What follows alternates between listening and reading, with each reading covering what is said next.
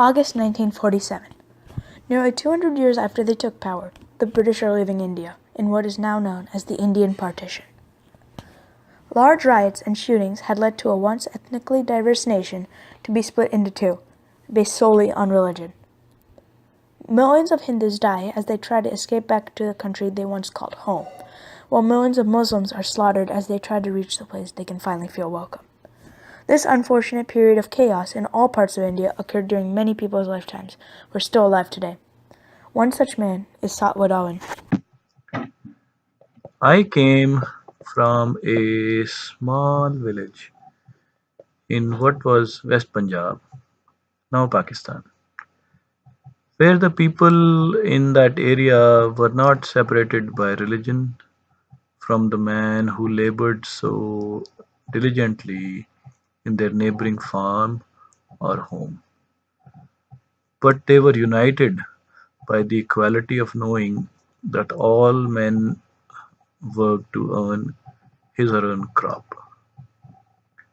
But once the British left, after splitting India into two parts, Pakistan and India, without even staying to help even a little bit, the bonds that the members of both ancient religions had created was completely destroyed. The savagery I've seen is enough to last a lifetime, and my family and I barely had enough time to get on a train heading to India before looters and murderers came and ransacked my house. Millions of people had to start from scratch, just as I had to.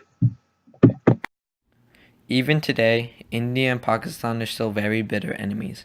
The former ties that have long since been severed between the two countries have led to mistrust and hate. As such, many terrible things have happened that could have been stopped if there was no partition, like the forced migration of 15 million people and the death of 2 million more. Many people claim that the partition was bound to happen, but they never thought about what might happen afterwards, such as the brutal murders and violence that spread across the once beautiful nation of India. The many atrocities that occurred between the two spiteful countries would not have happened if there was no Indian partition. The death toll would have been much less if there was more preparation, and if there was a much more peaceful split of India, ending with two nations existing in harmony next to each other. India was ruled by the British for the first time in the form of the British East India Company, whose so-called rule started in 1757, 190 years before the Indian partition. As they grew bigger, they desired to expand into much more Indian territory, and did so when they started to go to war with much of East India, and most notably the province of Bengal. In the 1800s, they finally succeeded in conquering every single former kingdom of India. The British East India Company, though, was steadily being replaced as the rulers of the Indian provinces by the British Empire, even having to be supervised by the British Parliament right after they took control.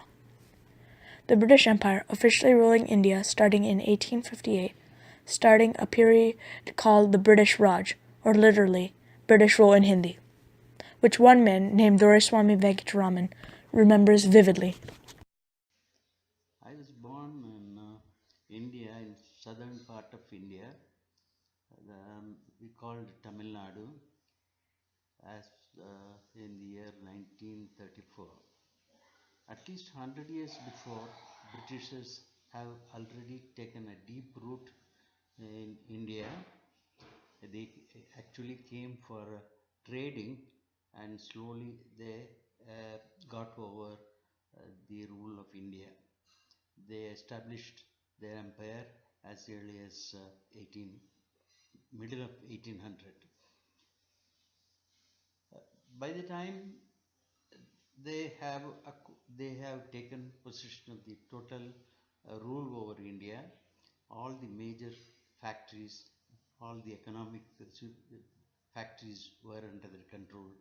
All the uh, gains they were siphoning out of India and keeping the population and India poor all the time.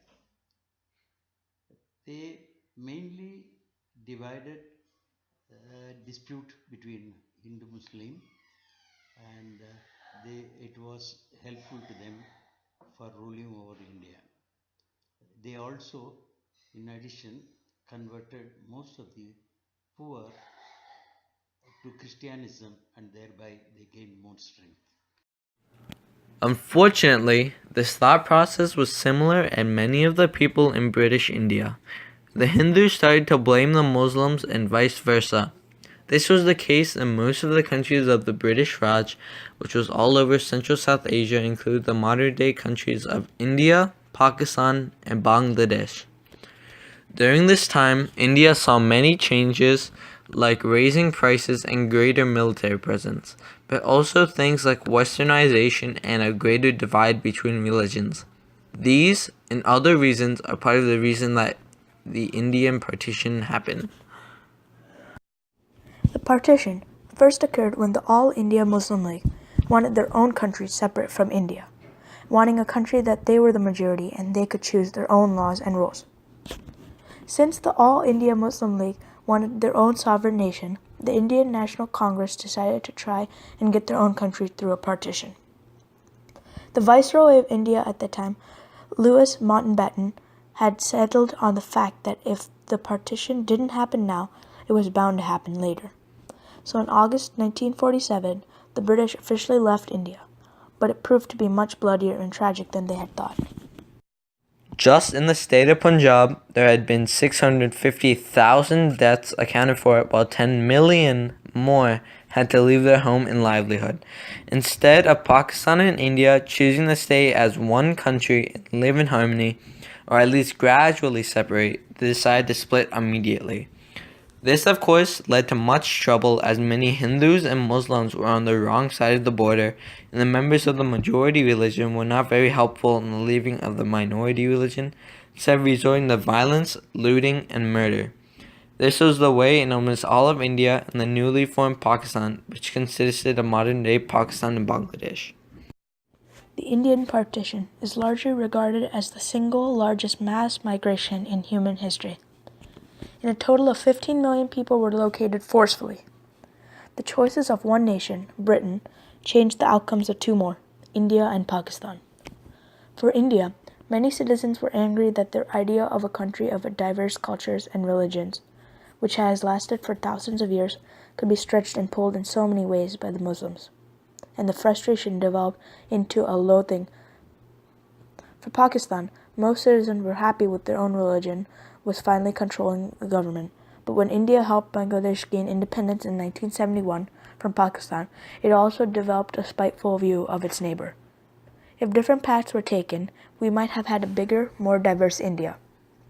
Indian partition changed India, Pakistan, Asia, and the world forever.